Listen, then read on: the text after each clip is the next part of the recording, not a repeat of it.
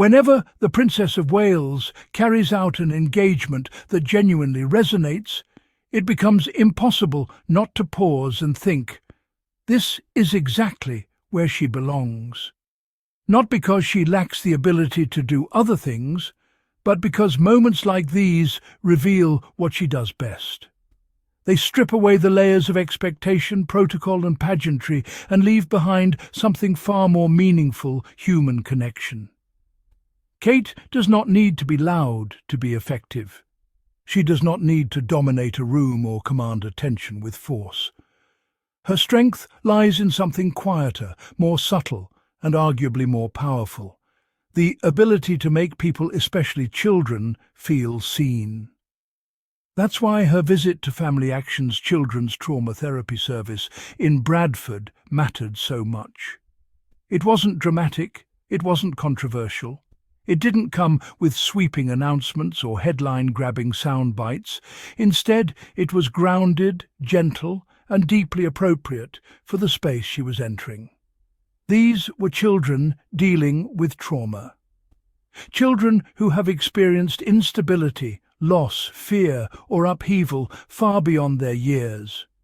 Children who are learning how to process emotions that many adults struggle to name. And Kate didn't arrive with answers. She arrived with presence. Presence is underrated. In a world obsessed with productivity, outcomes, and measurable results, simply showing up fully and sincerely is often overlooked. But for children navigating trauma, presence can be transformative. Kate understands that. Over the years, she has spoken repeatedly about early years development, about how the first 5 years of a child's life shape emotional resilience, attachment, and long-term well-being. Critics sometimes dismiss this focus as soft or repetitive, but engagements like this show that she isn't merely reciting research, she's applying it. In Bradford, she met children where they were. She didn't rush them. She didn't talk over them. She didn't try to steer conversations into neat narratives that would look good in press coverage. Instead, she let the moments unfold naturally. She spoke about seashells. That detail matters. To an adult, seashells might seem trivial. But to a child, especially one dealing with trauma, small sensory memories can be anchors. The sound of the ocean inside a shell. The feeling of holding something smooth and familiar. The idea that you can listen to something quiet and calming when the world feels loud and frightening. Kate didn't overcomplicate it. She didn't intellectualize it. She simply shared a childhood memory, something ordinary, something safe. And in doing so, she bridged the gap between princess and child. This is something Kate has always been particularly good at. She doesn't impose hierarchy in these moments. She doesn't insist on reverence. She meets children at eye level, literally and emotionally. When one child spoke about creating a potion to keep bad dreams away, it could have gone a dozen different ways. An adult unfamiliar with trauma, informed interaction might have reacted with visible sadness or concern. They might have asked probing questions that unintentionally reopened wounds. Kate didn't do that. She recognized the moment for what it was: a child expressing fear through imagination. A child creating a sense of control in a world that has likely felt very out of control. So she kept it light. Keeping it light doesn't mean dismissing pain. It means respecting boundaries. It means understanding that not every story needs to be unpacked publicly. It means allowing children to share on their own terms. That's emotional intelligence. It's also why these kinds of engagements are so effective when Kate is involved. She doesn't try to be a therapist. She doesn't try to be a savior. She simply creates a safe emotional environment and then lets professionals do their work. This is an important distinction. Family Action's Children's Trauma Therapy Service exists because trauma is complex. Healing takes time. It requires trained specialists, long-term funding, and trust. Kate's role is not to replace that, it's to support it, to bring attention to it, to validate it. And that's exactly what she did.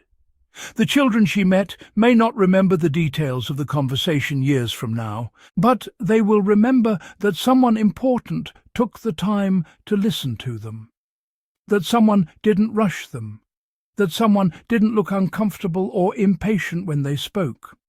For children who have experienced neglect or instability, those memories matter.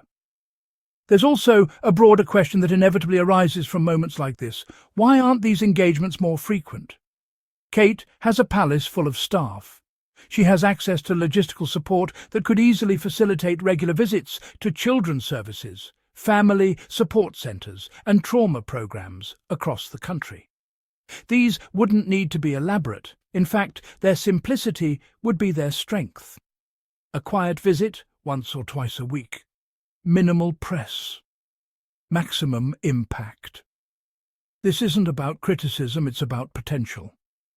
Kate clearly excels in these environments. She is calm, she is attentive, she is natural.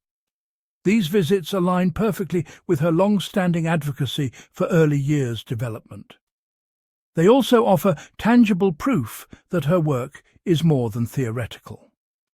For years, she has emphasized the importance of nurturing environments, emotional safety, and early intervention. Bradford showed what that looks like in practice. It also showed something else: Kate's ability to carry emotional weight without being consumed by it. Working with traumatized children is not easy. It requires emotional resilience. It requires the ability to absorb difficult stories without becoming overwhelmed. Kate has developed that balance over time. She doesn't shy away from difficult spaces, but she doesn't dramatize them either. That balance is rare. It's also what makes her particularly well suited to this kind of work. She brings warmth without pity, empathy without intrusion, attention without pressure. And the children respond to that. There's a tendency to underestimate the value of such engagements because they don't generate controversy or spectacle. But impact doesn't always look loud. Sometimes it looks like a quiet room, a small group of children, and a princess listening to a story about seashells. That image alone says more about meaningful service than a dozen formal speeches. Kate's critics often accuse her of being cautious, of avoiding bold moves, of staying within a narrow comfort zone. But engagements like this challenge that narrative. Entering spaces filled with trauma and vulnerability is not easy.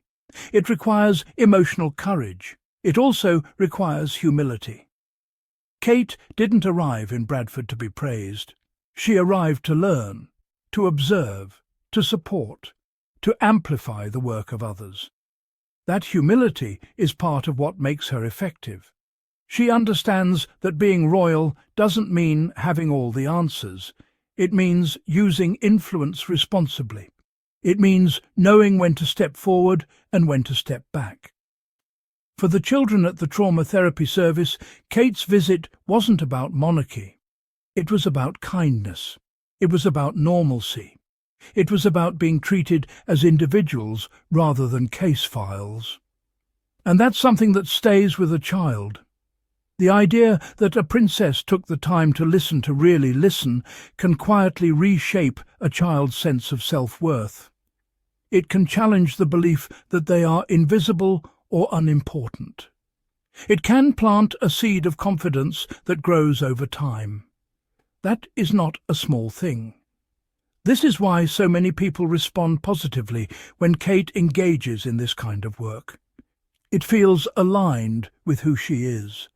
It feels sincere rather than strategic. It also feels like a glimpse of what her role could look like if these engagements became a cornerstone rather than an occasional highlight. Imagine a Princess of Wales known not just for early years campaigns, but for consistent, hands-on involvement with children's emotional well-being. Imagine a steady rhythm of visits, quiet, respectful, impactful, that build trust with communities over time. That kind of legacy would be profound, and Bradford felt like a step in that direction. Kate didn't need to do anything extraordinary. She simply needed to be herself. Calm, attentive, compassionate. Sometimes that's more than enough. And sometimes it's exactly what's needed.